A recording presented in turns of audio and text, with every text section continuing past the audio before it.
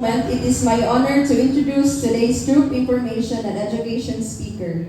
She brings a unique blend of technical expertise and dedicated public service.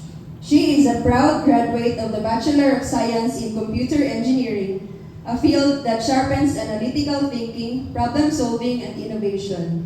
Choosing to channel her skills into the public service, she entered the Bureau of Fire Protection as Fire Officer 1 in 2005. Throughout her career, she has undergone numerous specialized training courses, which have sharpened her skills to apply to a wide range of tasks. Her commitment has not gone unnoticed, as she has earned multiple awards and recognitions, reflecting her courage and professionalism. She has served in various unit assignments within the province of Bukidnon and Cagayan de Oro Fire District. Beyond PFP Region 10, she has also served PFP, BARM, Caraga, and at the national headquarters, gaining a wealth of experience across diverse operational settings. Rising from the ranks, she has experienced firsthand the challenges and realities on the ground, learning not just from books, but from years of actual service. She has made remarkable contributions to the organization, applying her technical knowledge to improve operations, enhance safety protocols, and support the organization's mission of protecting lives and property. Her journey reflects the values we uphold as firefighters: hard work, integrity, and continuous growth. It is through experiences like hers that leadership is shaped. Ladies and gentlemen, let us warmly welcome our distinguished Troop Information and Education speaker, our current Chief ICT Unit, Concurrent Systems and Web Administrator, Senior Fire Officer 4 Albina Y. Rosario. Ma'am.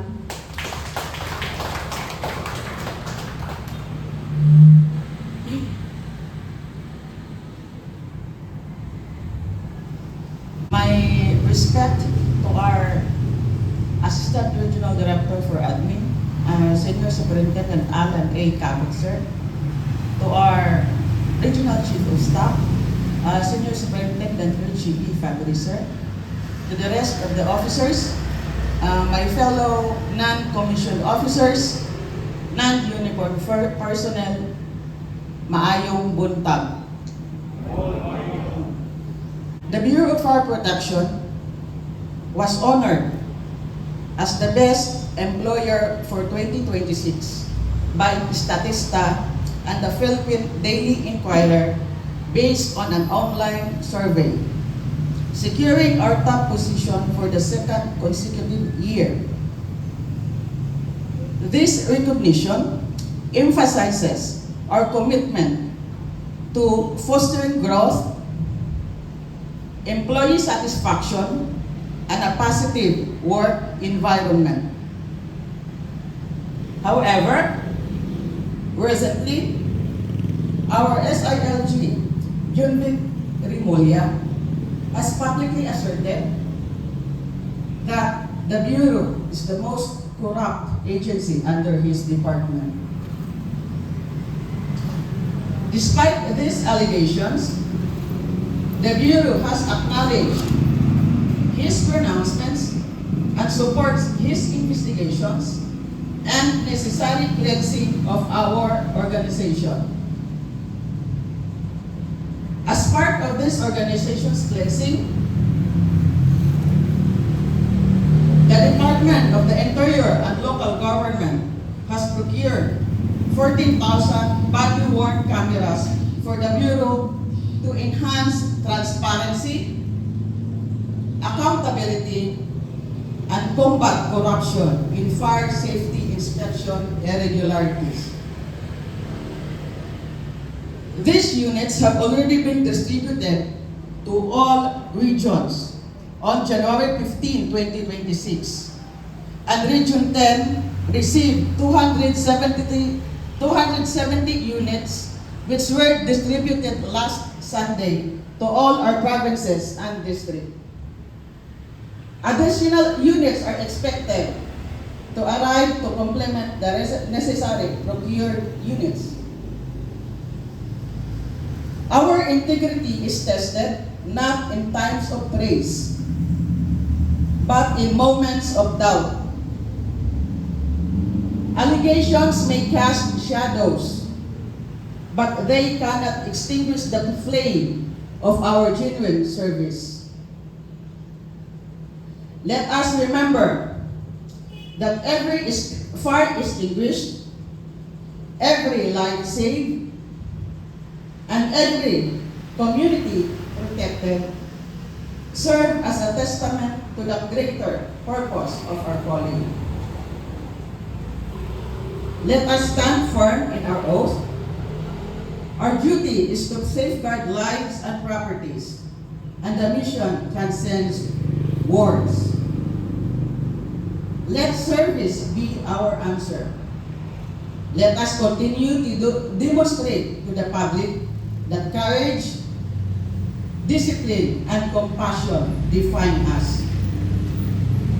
Let us rise above this negativity. Allegations are temporary. The legacy of our honorable work is enduring.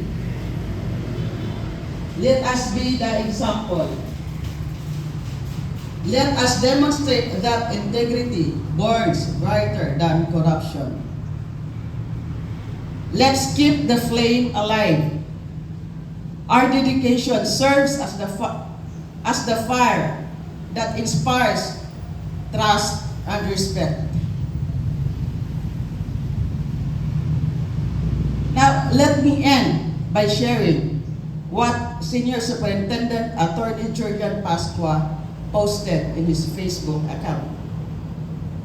He said, "Minsan, hindi na lang apoy ang kalaban natin, kundi ang ilan sa ating mga kasamahan na patuloy na gumagawa ng kalukuhan na siyang ikinasisira ng ating ahensya.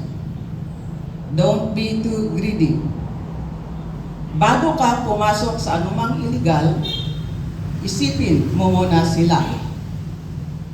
1. Ang mga magulang mo na sobrang proud nung naging bombero ka. 2. Ang pamilya mo, ang asawa at mga anak mong umaasa na sa marangal mong trabaho. Gusto mo ba silang yumuko sa hiya dahil lang sa mabilis na pera? 3. Ang institusyon. Dala natin ang pangalan ng buong BFP sa ating dibdib. Bawat maling desisyon, sinusunog natin ang sarili nating reputasyon at ang kinabukasan ng mga mahal natin sa buhay. Worth it ba ang panandaliang kita kapalit ng panghabang buhay na kahihiyan? Tandaan natin, ang tunay na bumbero, tagapatay ng sunog, hindi tagasindi ng apoy na tutupok sa sarili nating dangal. Good morning.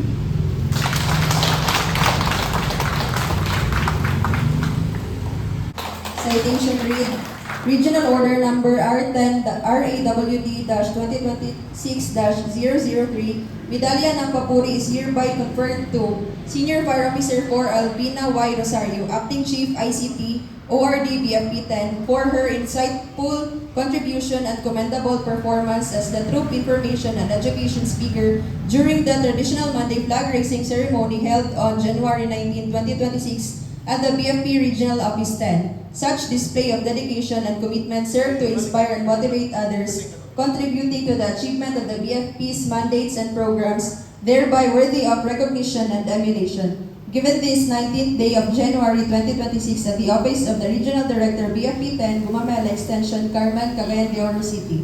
Signed, Romel C. Trajo, Chief Superintendent, BFP Regional Director.